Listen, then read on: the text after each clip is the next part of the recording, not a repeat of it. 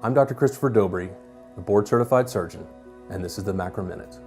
There is absolutely no tort reform in MACRA whatsoever. Likewise with Obamacare, no tort reform whatsoever. So doctors are still responsible for malpractice, even though they didn't design the protocol, even though they didn't design the treatment algorithm.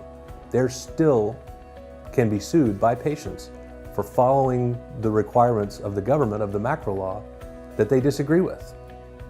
With MACRA, it's really not hard at all to imagine the leap from trying to improve outcomes and pay for performance to extraordinary rationing of care.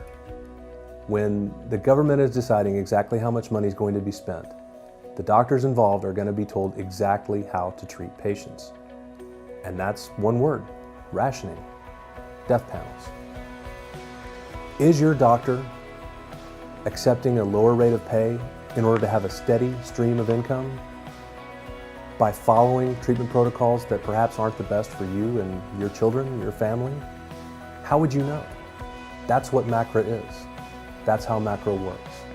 What kind of doctor would write such a bill as MACRA? What kind of a physician who's taken a Hippocratic oath to protect people and do no harm would willingly and knowingly tie everything about your health care, everything about your health record, to the government as a taxed entity that can seek out data, mountains and mountains of data, twist it up, turn it around, and use it to sell drugs for the pharmaceutical companies, or surgical products, or hospital stays and length of stays. And if you get too old, turn it all off just like water at the drinking fountain. Michael Burgess has sold out the people of Congressional District 26. He has held congressional hearings where only the payers, the direct beneficiaries of the MACRA law, have been present. He kept the citizens out, and he kept the doctors out.